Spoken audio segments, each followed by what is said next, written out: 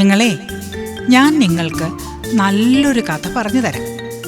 പണ്ട് പണ്ട് മോഹിനിപ്പുഴയുടെ തീരത്ത് കിന്നരി എന്നൊരു താറാവ് ജീവിച്ചിരുന്നു.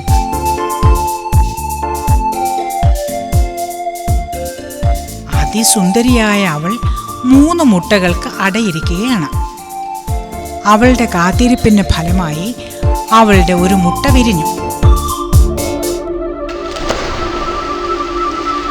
അതിസുന്ദരിയായ ഒരു മഞ്ഞ താറാവ് കുട്ടി മുട്ട പൊട്ടി പുറത്തു വന്നു. നമുക്കിവളെ മിട്ടു എന്ന് വിളിക്കാം. അധികം താമസിയാതെ കിന്നരിയുടെ 2ാമത്തെ മുട്ടയും വിരിഞ്ഞു. നല്ല സുന്ദരനായ ഒരു താറാക്കുട്ടൻ. നമുക്കിവനെ കിട്ടു എന്ന് വിളിക്കാം. അമ്മ താറാവ് വീണ്ടും കാത്തിരുന്നിട്ടും 3ാമത്തെ മുട്ട വിരിഞ്ഞില്ല. നിരാശയായ അവളുടെ അരികിൽ മുത്തശ്ശി താറാവ് പറഞ്ഞു, ഈ മുട്ടയുടെ നിറം കണ്ടില്ലേ? വിരിയില്ല എന്ന് തോന്നുന്നു. വിരിഞ്ഞാലും നല്ല കുട്ടിയാവുന്നു തോന്നില്ല.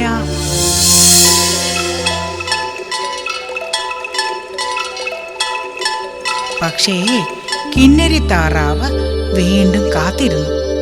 അങ്ങനെ മുട്ട വിരിഞ്ഞു. അധികം ചന്തമൊന്നുമില്ലാത്ത ഒരു ചാര നിറമുള്ള താറാവ് കുഞ്ഞ്. അമ്മ അവളെ ചിക്കു എന്ന് പേരിട്ടു.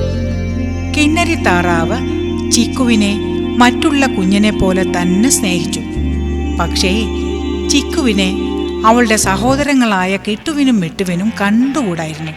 കാരണം അവളെ കാണാൻ കൊള്ളില്ലല്ലോ. അവർ തരം കിട്ടുമ്പോഴെല്ലാം ചിക്കുവിനെ ഉപദ്രവിക്കുമായിരുന്നു. പക്ഷേ ഇതൊന്നും അമ്മ താറാവ് അറിഞ്ഞിരുന്നില്ല.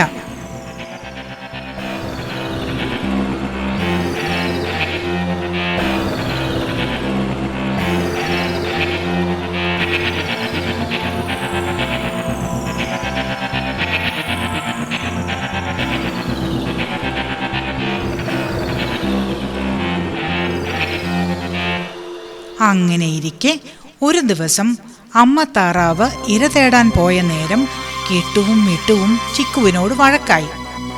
അവരവളെ കൂട്ടമായി കൊത്തി ആക്രമിച്ച് ആ മേട്ടിൽ നിന്നും ഓടിച്ചു.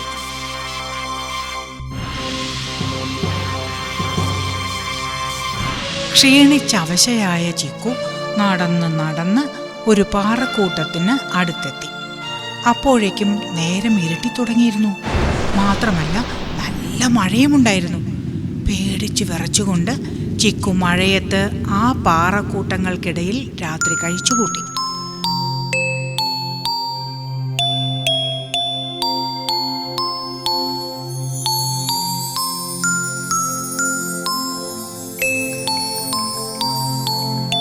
പിറ്റേന്ന് രാവിലെ ഉറക്കമുണർന്ന ചിക്കു ചുറ്റുപാടും നോക്കിയപ്പോഴാണ് തൊട്ടടുത്ത കുറ്റിക്കാടുകൾക്കപ്പുറം ഒരോലക്കുടിൽ കാണുന്നത്.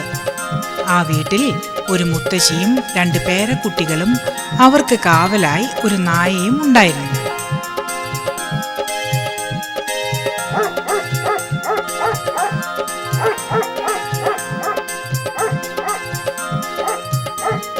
അവശയായ ചിക്കുത്താറാവ് ആ ഓലക്കുടലിന് നേർക്ക് പതുക്കെ നടന്നു. മുറ്റത്ത് കളിച്ചുകൊണ്ടിരുന്ന കുട്ടികൾ താറാവിനെ കണ്ട് ഓടിപ്പോയി ചിക്കുവിനെ കയ്യിലെടുത്ത് വയറ് നിറയെ ഭക്ഷണവും വെള്ളവും കൊടുത്തു. അങ്ങനെ ചിക്കുവും പതുക്കെ പതുക്കെ ആ വീട്ടിലെ അംഗമായി മാറി. പക്ഷേ ആ വീട്ടിലെ നായയ്ക്ക് ചിക്കുവിനെ ഇഷ്ടമല്ലായിരുന്നു. കാരണം നായയേക്കാൾ വാത്സല്യം വീട്ടുകാർ ചിക്കുവിനോട് കാണിച്ചിരുന്നു.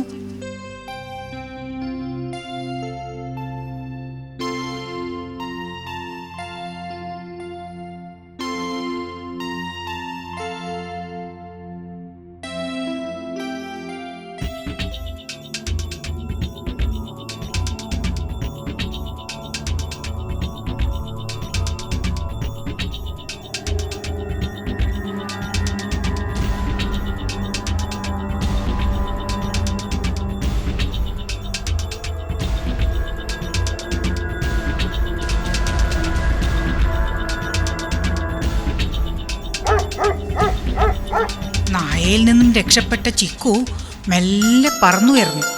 പറന്ന് പറന്ന് ചിക്കു തൻ്റെ ജന്മസ്ഥലമായ കിന്നരിപ്പുഴയുടെ ഓരത്തെത്തി. അപ്പോഴതാ അങ്ങ് താഴെ ഒരു കെണിയിൽപ്പെട്ട് നിലവിളിക്കുന്ന തൻ്റെ സഹോദരങ്ങളെ ചിക്കു കണ്ടു. അവൾ പെട്ടെന്ന് അവിടെ പറന്നിറങ്ങി തൻ്റെ സഹോദരങ്ങളെ കെണിയിൽ നിന്നും രക്ഷപ്പെടുത്തി.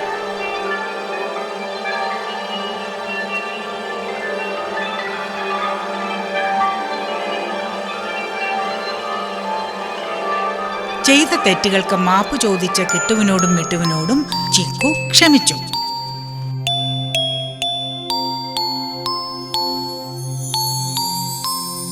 കുഞ്ഞുങ്ങളെ, അപ്പോ ഈ കഥയിൽ നിന്നും നമുക്ക് എന്താ മനസ്സിലായത്? ബാഹ്യ സൗന്ദര്യത്തിലൊന്നും ഒരു കാര്യമില്ല. മനസ്സിൻ്റെ നന്മയാണ് പ്രധാനം. മനസ്സിൽ നന്മയുള്ള ഒരാൾക്കേ ജീവിതത്തിൽ ഉയരാൻ സാധിക്കുകയുള്ളൂ.